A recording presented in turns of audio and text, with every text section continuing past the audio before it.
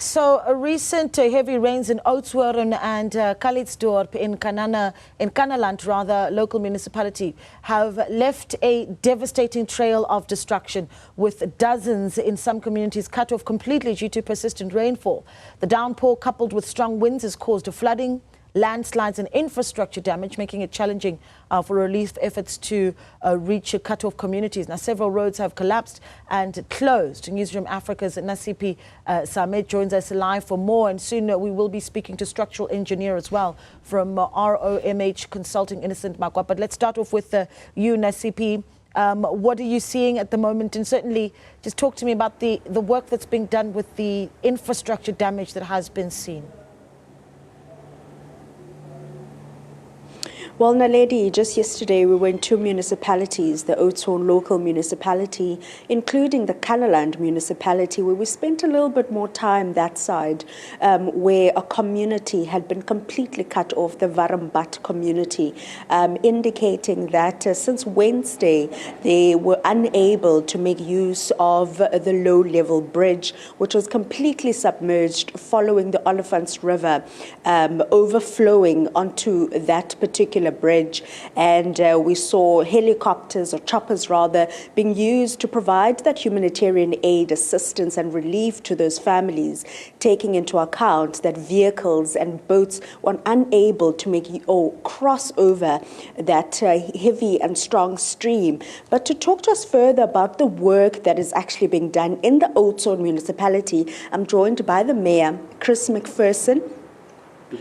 We saw several roads that have been closed off in this municipality, one of them being the N12, that does fall under the provincial government. But are you able to do some sort of tally as to how many roads have been closed off due to the flooding, and how much perhaps it will take to get those roads up and running? Thanks. Good morning to all of you as well. The problem with the N12 is it cut off the whole of the rest, so they did not have any access roads outside of town, and which had a tremendous impact just on us as well, in this town with all our workers. And then also, so they had to go back all the way towards towards George and use the N9. In this case, up to the Kango Caves. The Kango Caves, the routes over there was also blocked completely, to some of our resorts, Bergwoord. Then the farming areas, a lot of those roads, most of those roads are inaccessible. And we've had to make arrangements to see if we can find detours for them to use to at least come into town. We established the JOC, the Joint Operations Centre, here in town, and with the assistance of province as well as the district council, we've been working very hard to ensure that all those people that are trapped or that are in need of assistance, that we can provide that. Oudtshoorn in the recent years faced severe drought. You were saying to us this, you have received so much rain in such a short space of time. Yeah, since 1907, this is the worst rainfall we've had in such a short period of time, within 3 days. And, to think that the farms experienced the worst drought in 100 years, for 8 years subsequent, and after this, now suddenly within a year, two rainfall, mass water coming down the rivers, our dams 145% overflowing. There's a lot to be happy about, and we can just say thank you for that. Do we know how much it will cost, just quickly for us, having done assessments, how much it will cost?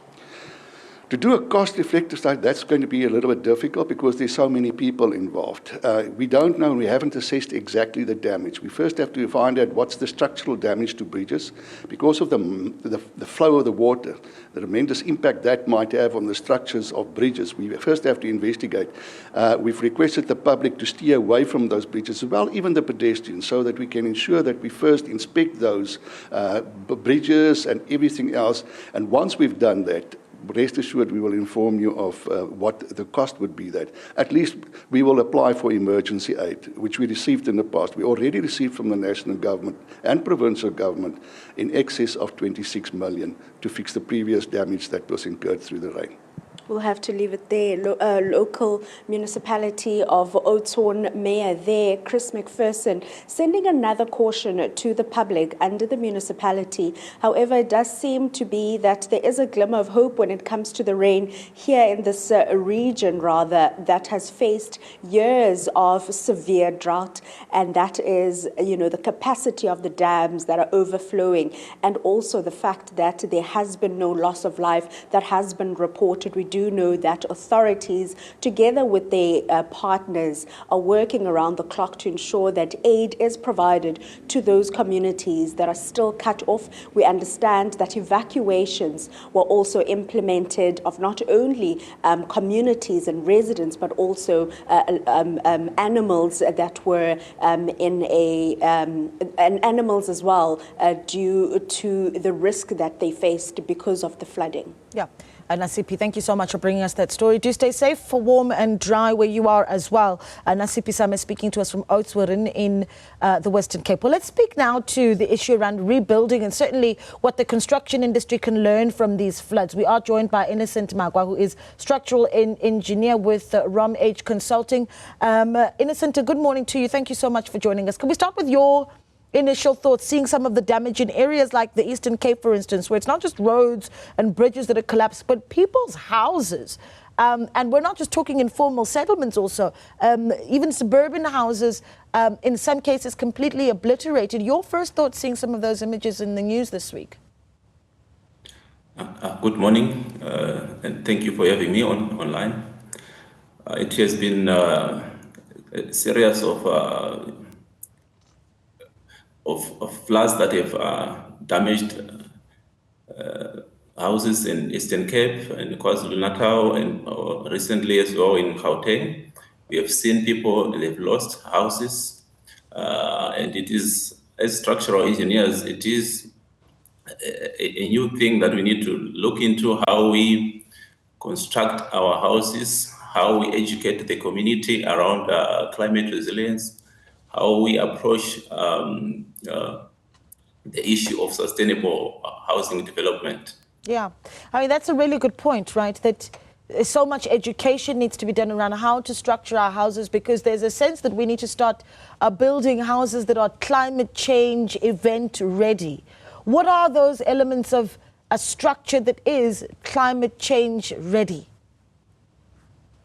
Okay, thank you. So we have to look into the issue of, we have to reduce the carbon footprint by looking into green building. That's the new thing. So we are looking at reducing the carbon footprint by reducing the energy efficiency of buildings, taking into consideration the amount of light that is absorbed, and also the amount of emissions that it does to the environment. So we have to look into the materials that we are using for the building of houses, be it buildings also, and be it bridges. We have to look at the type of material. Then we also have to look at the design approach. For example, the design speed that we apply when we are designing houses, the issue of foundation investigation, that when we are designing houses, we need to do intensive foundation investigations to make sure that also we have to build our houses on a stronger foundation to withstand the changing climates.